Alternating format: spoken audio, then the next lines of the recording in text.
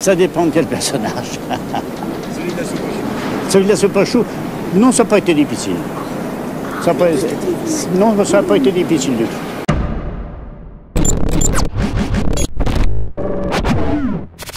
Louis de Funès a toujours fait l'unanimité, du moins auprès du public. Il est devenu une marque à part entière. On allait voir le dernier Louis de Funès comme on allait voir le dernier Belmondo. Certains de ses films sont devenus des classiques de la comédie française. Aujourd'hui, quand on regarde sa filmographie, il y a des évidences. La folie des grandeurs, Oscar, ou même son apparition dans La Traversée de Paris, entre autres, restent des grands moments de cinéma. Janvier, je veux 2000 francs, janvier, 45 rue Polimo. Oui, on le sait, plus un franc. Il y a un film que tout le monde a vu et certainement revu qui ne fait pas l'unanimité, La soupe aux choux de Jean Giraud, sorti en 1981. C'est un film culte, mais qui n'est pas évalué de la même façon selon le type de public. Entre ceux pour lesquels c'est une Madeleine de Proust et ceux qui lui collent l'étiquette du film de Prout, les avis sont partagés. Lynché par la critique à sa sortie, aujourd'hui la question n'a toujours pas été tranchée. La soupe aux choux est-il un nanar ou un film plus profond qu'il n'y paraît?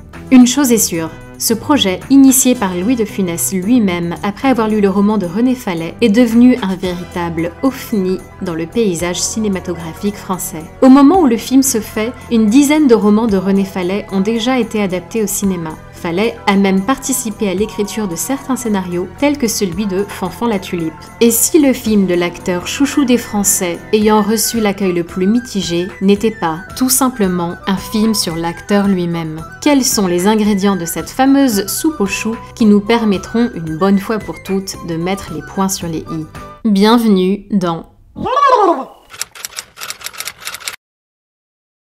La soupe aux choux suit l'histoire du Bombay et du Glaude, figures du passé qui vivent comme des laissés-pour-compte dans le hameau fictif des Gourdiflots, dans la région du Bourbonnais. Tels deux irréductibles Gaulois résistant encore et toujours à l'envahisseur, ils vivent en autarcie. Leur principale activité, c'est de boire. Un soir, après un concours de paix, un extraterrestre débarque dans leur hameau et fait la connaissance du Glaude. Les ondes émises dans l'espace par les paix ont été perçues comme un appel. La rencontre entre le Glaude et l'extraterrestre, surnommée la denrée, va changer leur vie respective.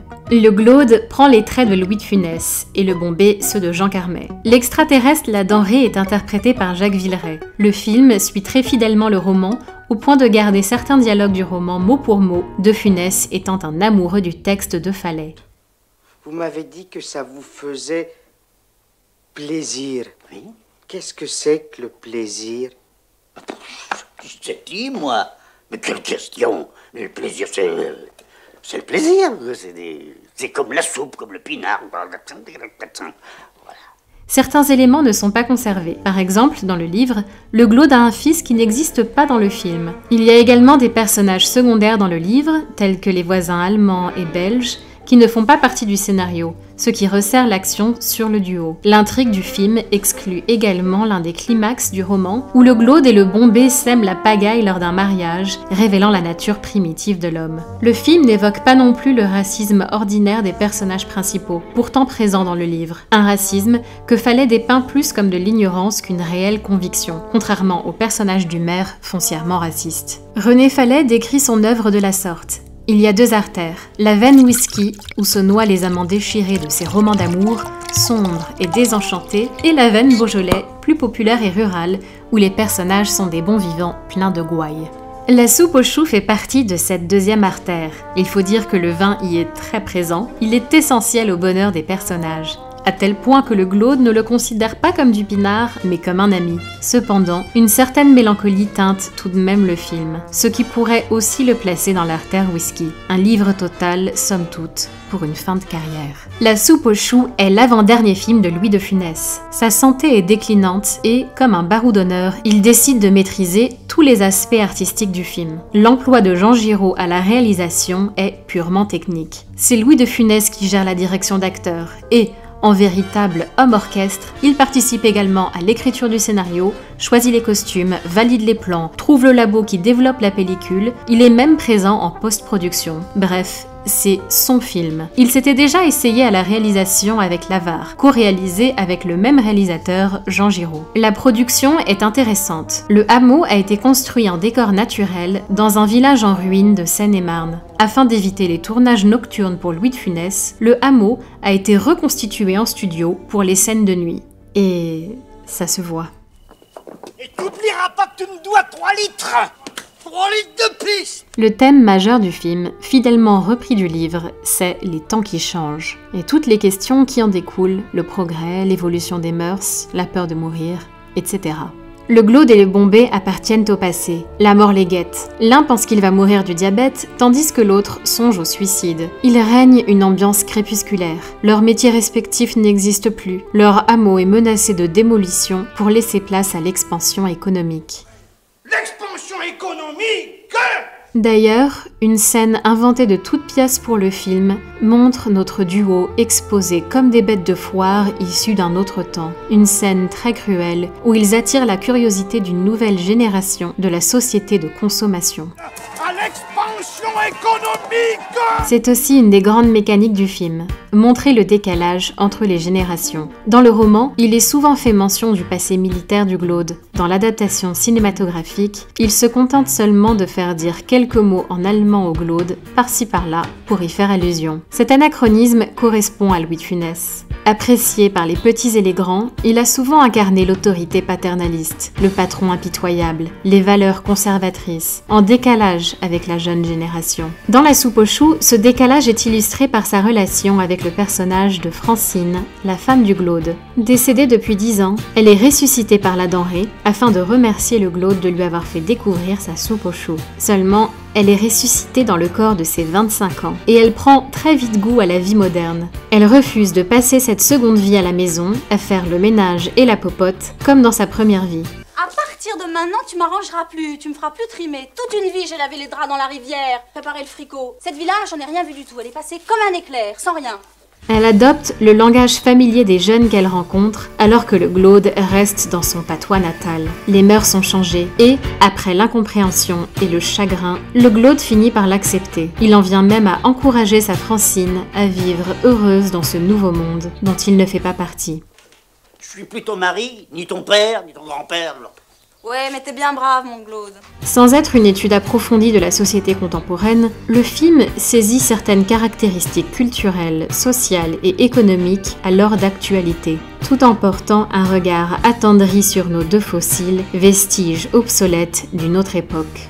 Car même s'il ne tombe pas dans le discours du « c'était mieux avant », La soupe aux choux raconte aussi l'histoire de la France du terroir et de ses traditions, que la croissance des 30 glorieuses a presque fait disparaître pour laisser place à un monde de consommation et d'expansion économique.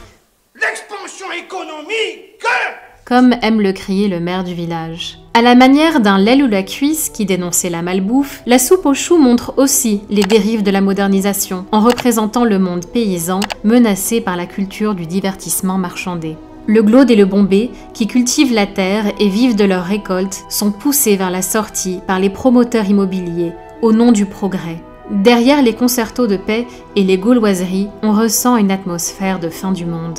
Si on poussait l'interprétation plus loin, on pourrait considérer que ces retrouvailles avec la denrée, qui ont lieu uniquement la nuit, seraient en fait dans les rêves du Glaude, qui s'imagine que la seule issue pour lui serait de quitter ce monde où il n'a plus sa place. À noter que le côté artificiel des scènes de nuit renforce cette idée. Le jeu de Louis de Funès est plus sage dans ce film. Sa santé ne lui permet plus de jouer des personnages aussi exubérants et explosifs que 10 ans auparavant. Et on le découvre presque sous un jour nouveau. Il se montre tour à tour, amoureux, peiné, compréhensif, vulnérable, bienveillant. Il n'est pas dans son costume de patron. Il est dans ses sabots, mal peignés, ressassant le passé. On ne retrouve pas les pétages de câbles dont il a le secret, mais il s'accorde par moments les mimiques que les puristes réclament. Il a l'intelligence de les intégrer au texte de René Fallet. Comme ce moment où il raconte comment les membres de sa famille sont décédés. Il joue avec les grimaces. Eh ben et alors? Ma tante Augustine qui avait du diabète dans tous les coins, on lui a enlevé un œil,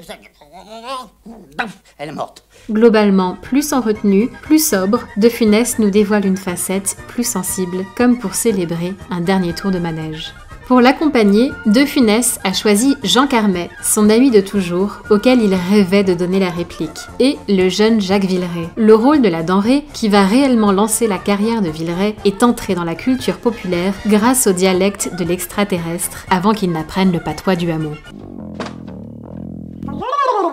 La soupe aux choux a attiré plus de 3 millions de Français dans les salles obscures, ce qui place la comédie à la 9e place du box-office de 1981. De Funès, habitué à être en haut du podium, est très déçu par ses résultats, d'autant plus qu'il s'est tant investi dans le projet. Par la suite, ses médecins lui demandent de se mettre au repos. Jean Giraud réussit à le faire tourner dans un ultime film, Le Gendarme et les Gendarmettes. Louis de Funès, qui partageait avec le Glaude l'amour de la campagne et cultivait son propre potager, s'éteint 2 ans après la sortie de La soupe aux choux. Lorsqu'on regarde les dernières images du film, où son personnage part rejoindre un monde meilleur en quittant celui des hommes dont il ne partage plus les valeurs, on a la sensation de voir un film testamentaire. Vous avez la même passion pour le potager que pour les fleurs? C'est pareil. Ou les arbres, ou la nature, ou les animaux, c'est pareil. Pour vous, ça n'est plus un passe-temps, c'est une C'est une passion. petite passion, oui. Mais oui, qui date depuis l'âge de, je crois, de 5-6 ans. Et dans le jardin, j'ai trouvé le calme, le charme aussi du potager, de la nature, les oiseaux, le bruit des abeilles. Et ça m'a resté pour tout le restant de mes jours, je crois. Et puis alors, en plus, je mange tous les légumes. Depuis des années, je mange mes légumes, rassurez-vous. Vous êtes c'est très intéressé quand même. La soupe aux choux se démarque des autres productions françaises, notamment en usant d'un genre qui se fait rare chez nous, la science-fiction. L'époque y est propice. Peu de temps avant, sort Rencontre du troisième type et peu de temps après sortira E.T., 2 films de Spielberg qui donnent leur lettre de noblesse aux aliens. Là aussi, le public a du mal à se positionner. La soupe aux choux est-elle une parodie du genre, ou plutôt une tentative ratée? Kitsch, cheap, certes. Les effets spéciaux font dater, même pour l'époque, et on pourrait croire que le costume de la denrée sort tout droit d'un Toys R Us. Néanmoins, les éléments de science-fiction se veulent conformes au genre. Si le postulat du film, un extraterrestre convoqué par 2 paysans pétomanes portés sur la bouteille, fait sourire, c'est parce qu'il s'agit d'une comédie campagnarde de science-fiction, et donc d'un mélange des genres. La denrée vient d'une planète du nom d'Oxo, et sans être un film d'anticipation, on arrive très bien à imaginer que la Terre pourrait ressembler à Oxo dans le futur. Bureaucratique, aseptisée et sans âme, où la vie des individus est dictée par les hautes instances. Le Glaude va apporter à la denrée les valeurs qui lui sont chères, l'amitié, le plaisir et l'authenticité. Force est de constater que c'est tout de même un peu plus profond que Les Gendarmes et les Extraterrestres, sortis 2 ans auparavant. La soupe aux choux, quoi qu'on en dise, est un film culte. Il a ses défenseurs et ses détracteurs, même parmi les fans de l'acteur. Vu comme une beaufrie ou comme un film qui a bercé notre enfance, il est trop souvent oublié au profit des films d'Oury ou autres fantomas. Et c'est dommage, parce que, sous ces airs de comédie loufoque et potache, La soupe aux choux, teintée de la nostalgie d'une France qui n'est plus, tout en étant tournée vers l'avenir, notamment la cause féministe, est une jolie fable, touchante et humaniste. On espère que cette chronique vous a démontré que le film est beaucoup plus riche et complexe qu'à première vue, et qu'elle vous a donné envie de lire le livre. Et si cette vidéo vous a donné envie de voir ou de revoir le film... Oh nom de Dieu, nom de Dieu, versez-moi un canon, le Glaude.